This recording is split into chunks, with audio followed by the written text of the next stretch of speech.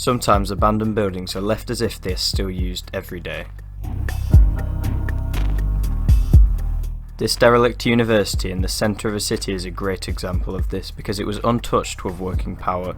Even the lifts still functioned.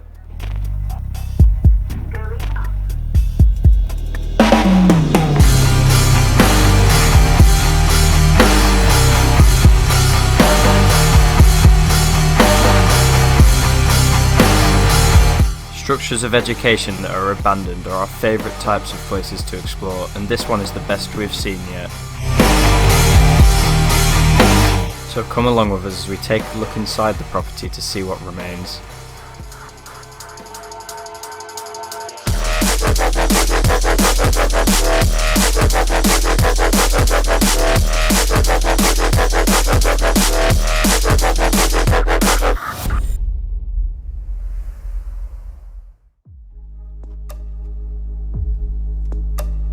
Before the exploration begins, we would like to announce that we've just set up our Patreon service where donations can be made towards future explorations and new equipment. We've spent a long time creating a reward system that will always fulfill and is of interest to you guys. Anyone that is interested should check the link in the description, and we would massively appreciate any support.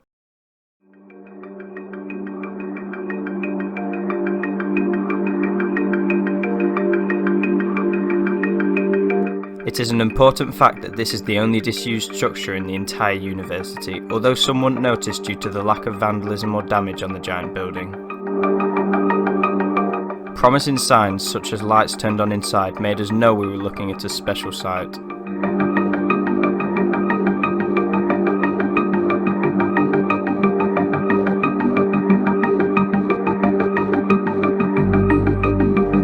Once we gained access, our beliefs about the building came true. Everything was left inside here, all the furniture, classwork and more from a bygone era.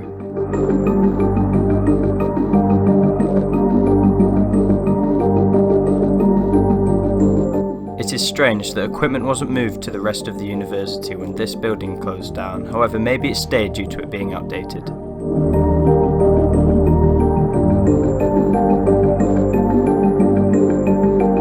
The specific building we are looking at was the zoology portion of the university, therefore it made sense that we found animal bones and other biological equipment gathering dust.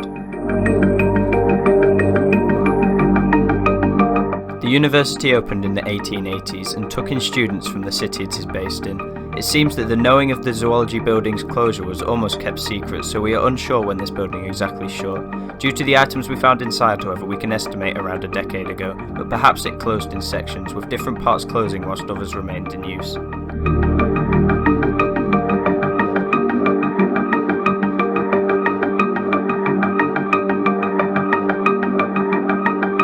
There was actually too much stuff to look at, and we could have spent hours viewing it all.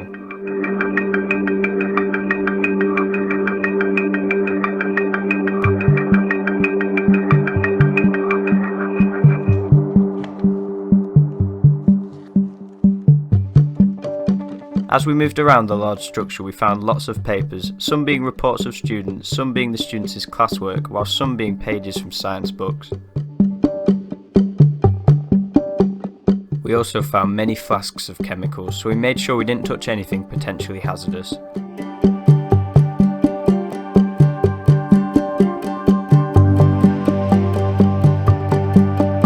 If you didn't already realise, the structure is very large. There was 5 stories of completely untouched education, and we wanted to look at everything.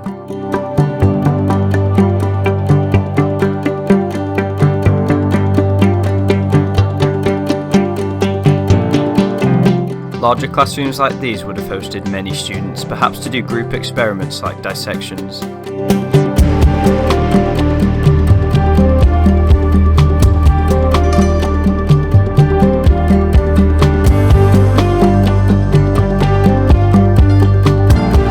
You can clearly see the age of the university from the chalkboards, which are rarely seen in current buildings of education.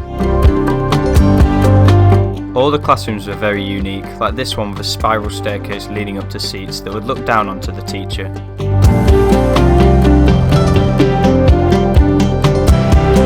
One thing we didn't expect from the building's decently maintained exterior was decay internally, but the university had some surprises for us as we explored it.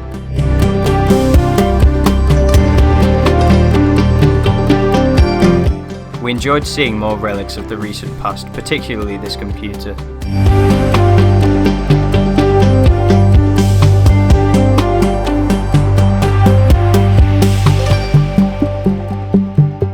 Amidst the decay, there was also sections of the building that didn't even look abandoned, where power roamed. In one part we were amazed to find out that the lift still functioned perfectly, so I decided to test one out. I'm going. Going up. Doors closing. As if I'm in a lift of an abandoned building. Ground floor. Oh my god. Doors opening. Hey guys.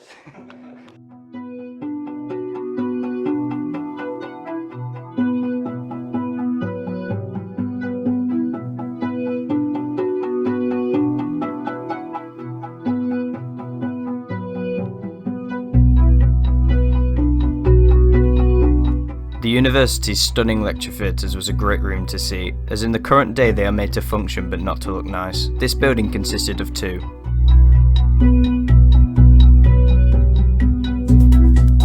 It is weird that whilst we were exploring this abandoned site, surrounding us was a live university where students head through every weekday.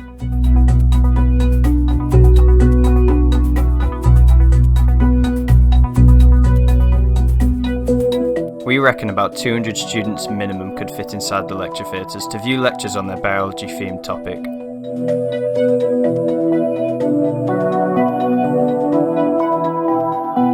More details in here link to the site's aged facilities, like the old televisions at the side of the theatre and the projector placed at the top.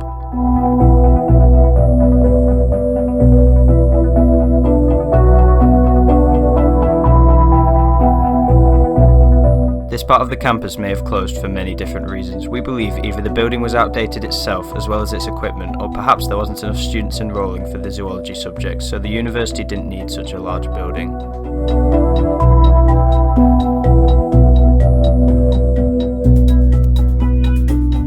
At one stage of the exploration, we were able to venture out onto the roof to see the surrounding city on a moody day.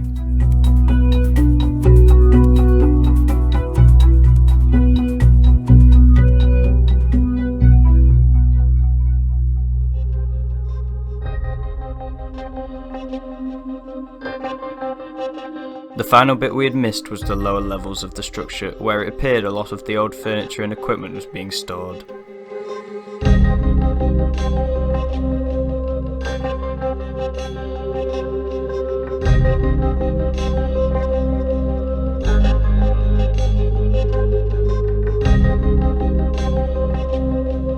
All of the remaining chairs were down here, stacked up in many different rooms. Another odd factor, why couldn't they have moved across the road to an active part of the university? Following our exploration, which was 3 or 4 months ago, the site has been stripped of all the items, so it appears that some work is going on into the building's maintenance. Perhaps it will be used again as a space for education, or maybe as flats for the students to live in while they learn here. Knowing this information, we are very content that we were able to see an insight into education from the past decade, because it shows how much the system has changed to now.